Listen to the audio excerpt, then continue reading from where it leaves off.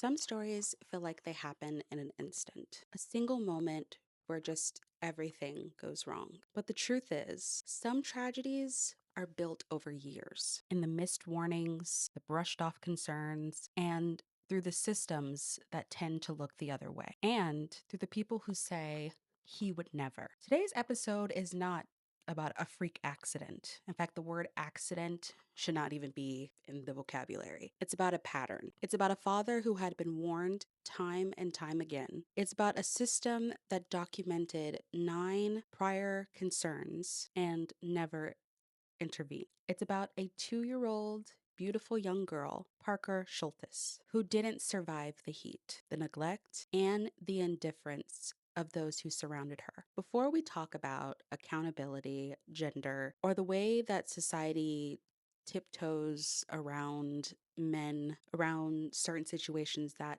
involve men, in particular fathers, I want to talk about the day that finally caught up to Christopher Schultes, and the hours his daughter, Parker, spent alone in an SUV baking under the Arizona sun, baking under a 109-degree Arizona sun. This story is about that. This story is about heat, the literal kind, the deadly kind, and the metaphorical heat that never seemed to touch the person that was responsible for Parker's death. This is Not All Men, and today we're talking about the death of Parker Schultes and the cost of just looking away.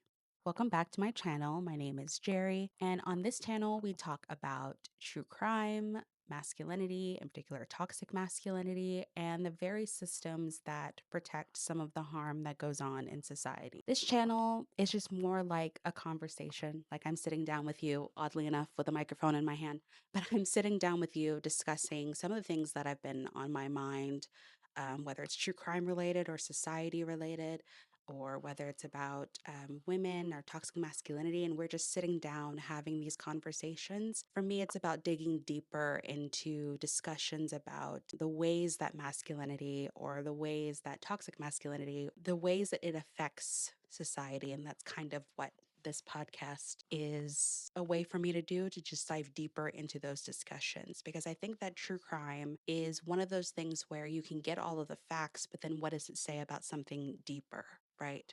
I think that people write off true crime as people just being obsessed with death or obsessed with gory things.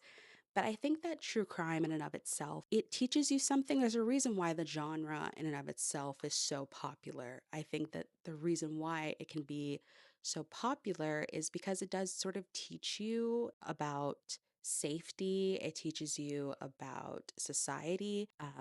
But then I also think it mirrors a reflection of the very things that we talk about in our day-to-day lives, whether it's about greed or about selfishness or about needing to protect children, or it's about racism, sexism, homophobia. The discussion of itself, there's always a deeper discussion within true crime than it just being this genre where people just want to hear about people being hurt or dying.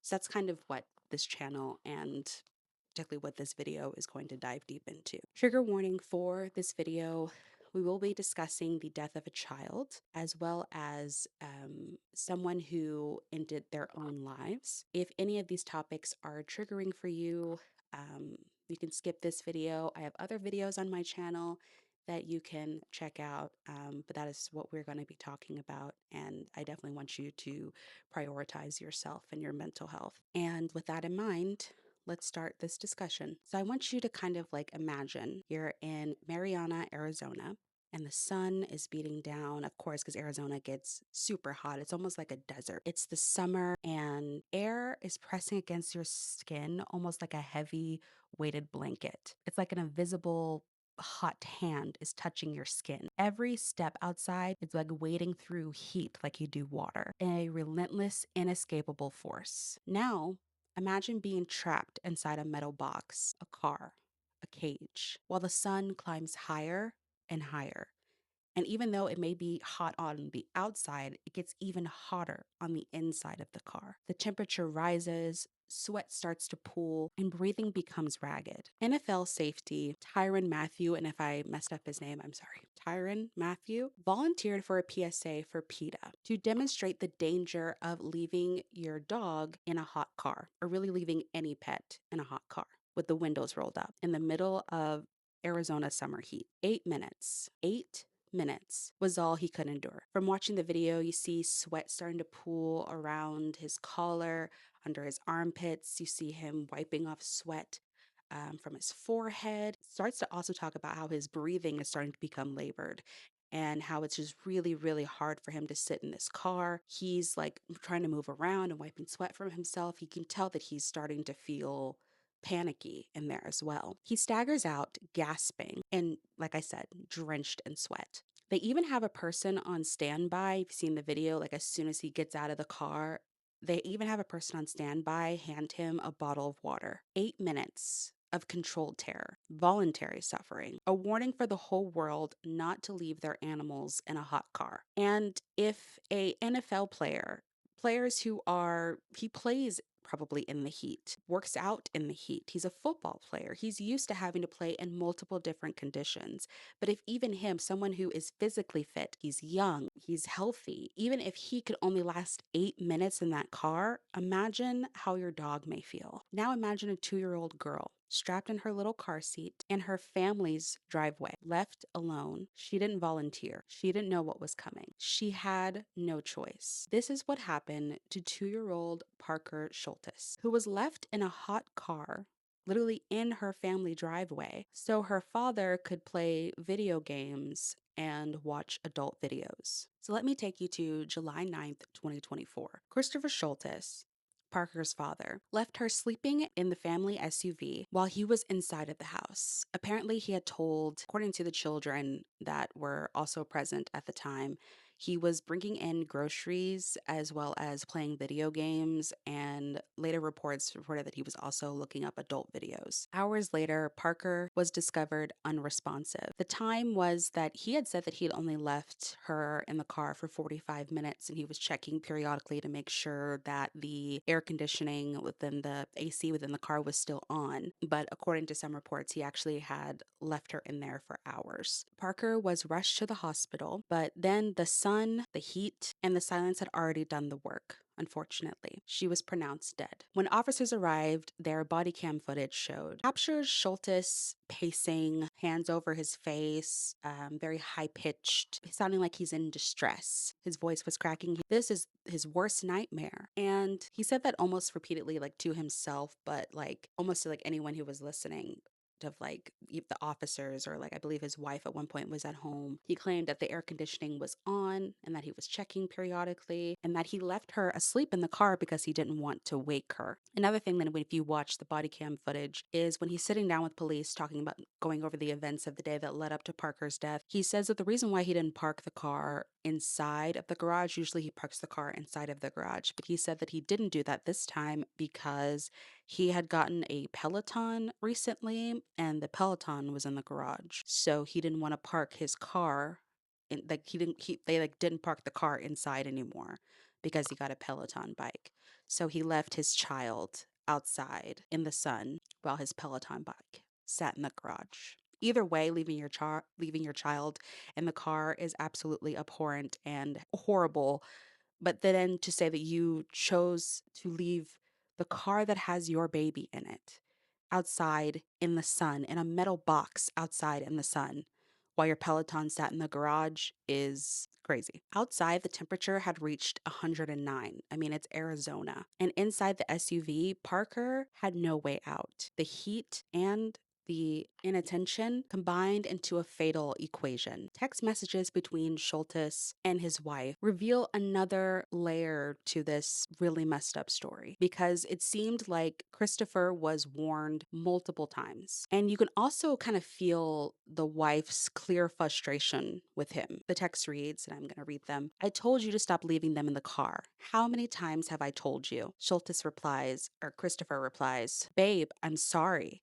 She texted again, "We lost her. She was perfect." text. Schultes replied, "Babe, our family, how could I do this? I killed our baby. This can't be real." These texts were sent after the aftermath. But the chilling part is it reveals a pattern. Court documents later showed Schultes had left other children in the SUV allegedly at least 59 times. On the day Parker died, he had again become distracted by playing video games on his PlayStation, and what his daughter said, a Mario game, and watching adult videos. A moment's distraction was a lifetime of consequences. And the fact that I'm not going to sit here and blame the wife, but one thing that just goes over in my head again and again, if I had a husband that had a propensity to leave the children outside in the car in the heat, and you had told him that multiple times before, I don't know if I would have continued to allow my children to be alone with him, at least, not when for an extended period of time. And you would hope that, someone you would care about their own children enough to know not to do this. But I don't know. I'm not going to blame the wife, but I will also say that, I hopefully from all of this, she's taken some sort of understanding that, I don't know, it's tough. I just don't think I would have left. If I have to tell my husband multiple times not to leave our child in a hot car outside, because so many things could have happened, right? If what, of course there's the obvious of what did happen, right? But what if someone had come and broken a window and tried to steal the car with a child in the back seat? Or what if someone, saw that he had left his child out there and they broke a window and stole his child, right? There's so many awful things that could happen. You think, oh, it's just your driveway, it's your neighborhood, these people. But so many awful things could have happened, and something awful did happen. I really want to hammer home the danger of leaving any living being in a hot car in the summer heat. Here's what happens to the human body when they are left, or to a body when they are left in a hot car. And I'm going to read it here. When a living human is left inside an overheated car, the body begins to fail quickly and violently. The temperature inside a closed vehicle can climb past 120 to 140 degrees in minutes, turning the car into an oven. The body tries to cool itself through sweating, but in extreme heat, sweat evaporates too fast to help. As internal temperatures rise toward 104 degrees, heat stroke begins. The brain swells, confusion sets in, and the person becomes unable to cry out or move. Then, organs start to shut down one by one. The heat rises, the heart races, then weakens. Breathing becomes shallow, the kidneys fail, circulation collapses, and the body can no longer regulate itself. Once the core temperature hits around 107 degrees, damage becomes irreversible. The proteins that keep organs functioning begin to literally break apart. In children, this happens even faster. They overheat up to 5 times more quickly than adults, meaning their bodies can go from distressed to fatal in terrifyingly short time. The process is agonizing, silent, and utterly preventable. Another part of this case was when they had spoken to Parker's siblings. They had said that one of the older children had said that the dad had left her in a hot car one time, and she was having to scream and yell for him to get her out of the car. And he finally came out and got her out of the car, and she said that, when she had come inside, he had noticed he had been playing his video game. To think that young 2-year-old Parker was probably screaming and yelling for her dad while she sat in that hot car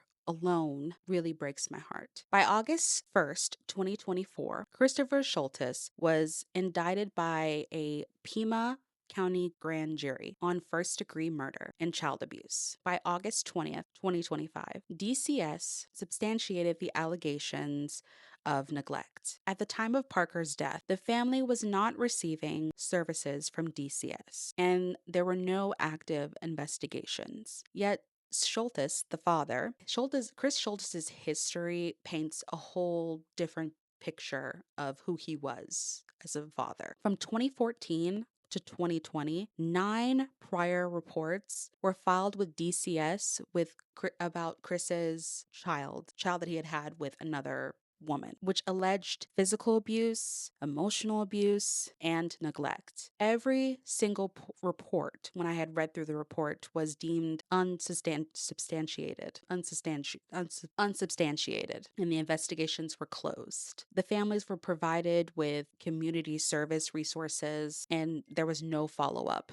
Parker's life and the lives of her siblings and step siblings were repeatedly placed in the hands of someone whose red flags were never checked. Going back to July 9th, Parker was left in the SUV for roughly 3 hours. Though Scholtes claimed in that body cam footage that it was 30 to 45 minutes. Officer body cam footage, timestamp surveillance, and digital logs, as well as the time that his wife came home, all contradicted his 30 to 45 minutes lie. This tragedy was preventable. Every prior report, all 9 of them, every prior report was a warning, and every ignored time was a missed opportunity to prevent this tragedy. After Parker's death, DCS assessed her siblings. They were deemed safe in the mother's care. Yet on June 27th, 2025, new allegations had emerged, again from the stepchild, with neglect, physical abuse, and sexual abuse were levied against Christopher and his wife, or the stepmother to the child, some dating back all the way to 2020. This child at the time was not living with them. The child was removed from the home, but they left the siblings. This child's siblings still live with them, and that case with the stepchild still remains open.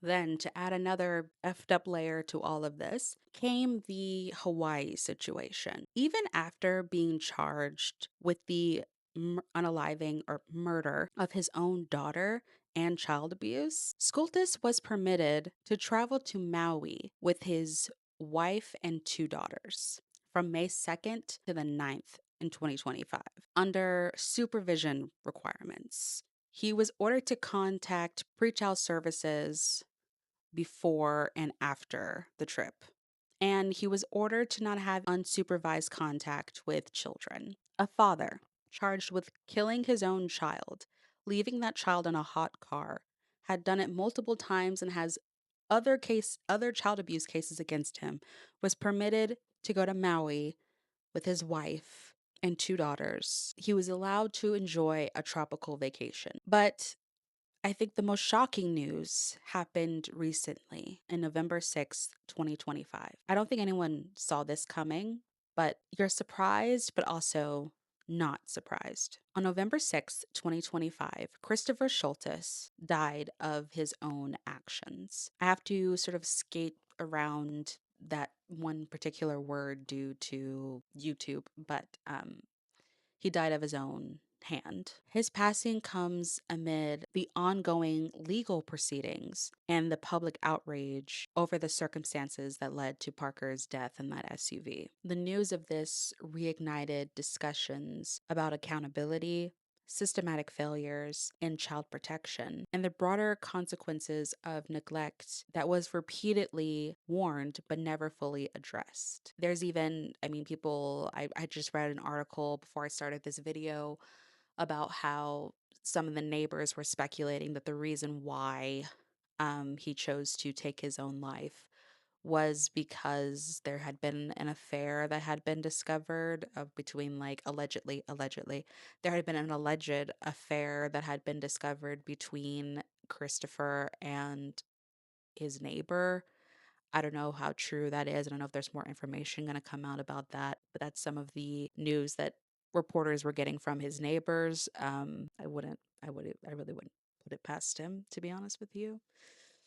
According to the Daily Mail, the Arizona dad who ended his life to dodge decades in prison for leaving his daughter to die in a hot car took his life with a haunting echo of his heinous crime. He had allegedly suffocated himself in a car parked at his home. Christopher Scholtes, 38, was found dead in his car in the garage of the Phoenix home he shares with his wife, Dr. Erica Scholtes, around 5 a.m. November 5th, hours after he is believed to have unalived himself the night before. Exactly how he died is yet to be confirmed, but he is believed to have died of carbon monoxide poisoning, Maricopa County Medical Examiner told the Daily Mail, which just brings this whole situation to a very dark conclusion.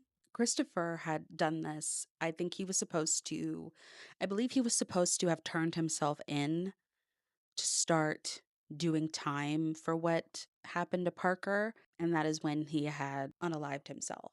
And I think the hardest part about that is him never taking accountability for what he had done to his own daughter. And not only that, but your family, the people you've left behind, now have to deal with the grief of losing their sister or their daughter, their granddaughter, their cousin, this 2-year-old young innocent girl, but now they also have to.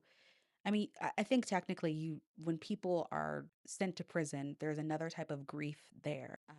But at least when people are in prison, you can still visit them, right? You can still see them. They're still alive. Even though they're pulled out of society, they're still alive. But now you have taken that away as well, which, I mean, those children are probably going to grow up with so many complicated feelings about their father already. If he had stayed living, they're already going to grow up with so many complicated feelings about him. But then to end your life before you take accountability what for your part in your daughter's death is just cowardice.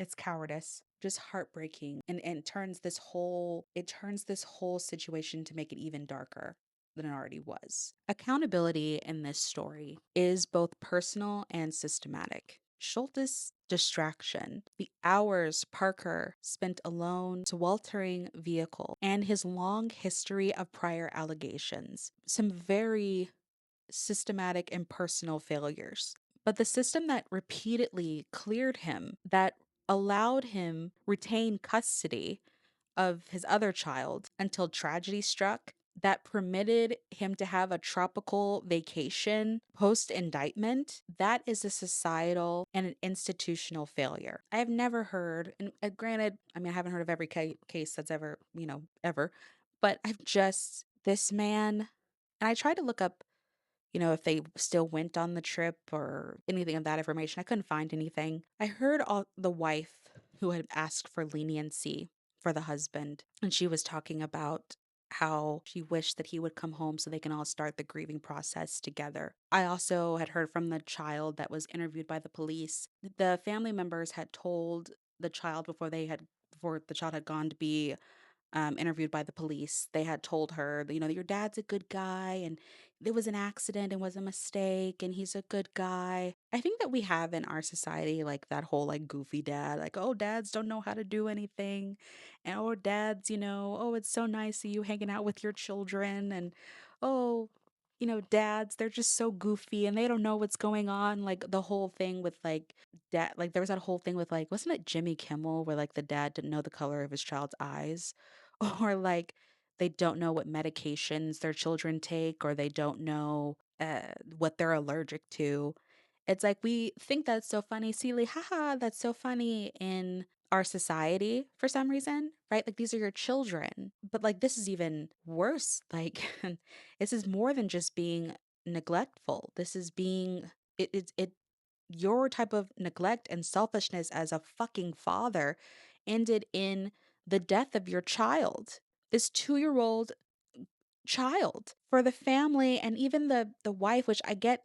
Maybe the wife is saying, I already lost a child, I don't want to lose my husband too, which I understand in the grieving process, right? I understand. But to say that he's still a good man and he just in an accident and he just made a mistake, this is more than just like he made a mistake. He made a quote unquote mistake that ended the life of his 2-year-old daughter. That's not a mistake, that was negligence. It was a form of abuse. And like to hear in the body cam footage that like he didn't want to pull the car in because they have a new Peloton bike and he didn't want to pull the car in, like it's like this father has clearly shown time and time again that he's selfish.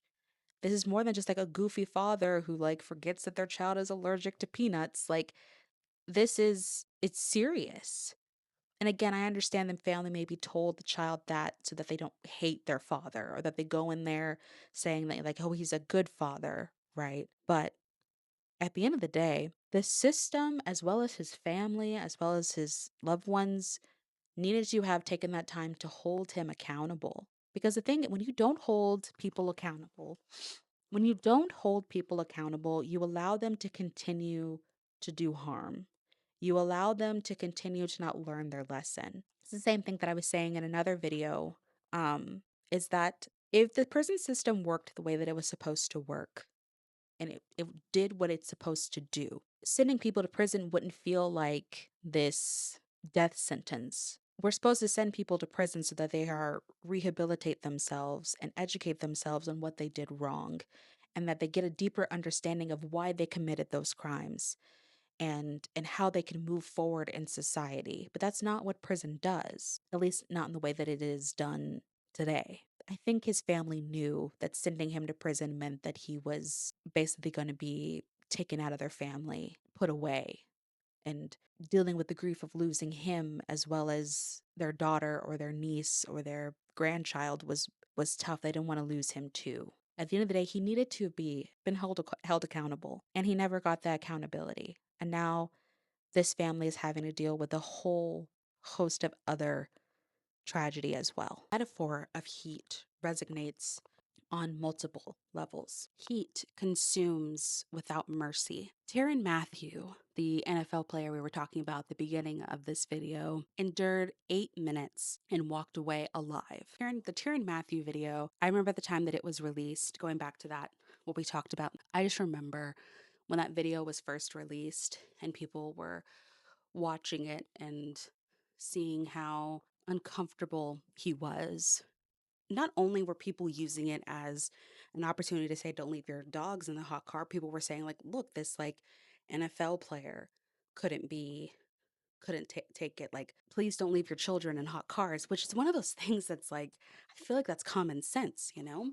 But in that video, think about it. He couldn't last 8 minutes. Like 8 minutes was enough for him. 8 minutes, and he still walked away alive, thankfully. Thankfully. Parker endured 3 hours, and her little body couldn't survive. Heat is literal. Heat is the pressure of accountability. Heat is the pressure of accountability unmet. Heat is the cultural assumptions that allow men to escape scrutiny even when their own children suffer. Again, going back to, fathers not knowing much about their children. It's that type of thing can be funny and it can be cute, but what it does also show is a lack of care. It shows a lack of knowing your child and caring about them that can lead to, in very neglectful fathers, that can lead to very things like this.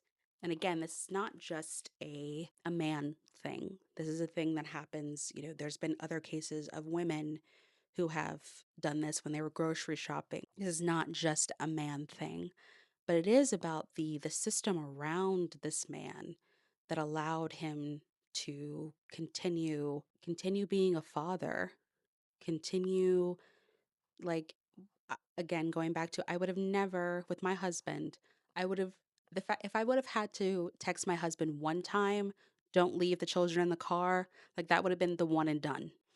This episode challenged us to look at gendered responses to child neglect, to ask why men, and in particular Chris Schultes, was excused. Why were the repeated warnings about him ignored, at least in this case? Schultes' actions were criminal, but the pattern of leniency is cultural. It is systematic and it is deadly. Parker Schultes' death is a lens through which we see institutional failure. A 2-year-old trapped in a hot car was overlooked by the father and let down by the system that repeatedly gave her father multiple chances that he did not deserve. Her story forces the question: how many warning signs must be ignored before accountability is taken seriously? Accountability is more than just punishment. It is an intervention before heat, distraction, and neglect become fatal. As the body cam footage showed, Christopher, he was saying anything, anything, as he searched for answers in mercy while he was talking to the police officers. But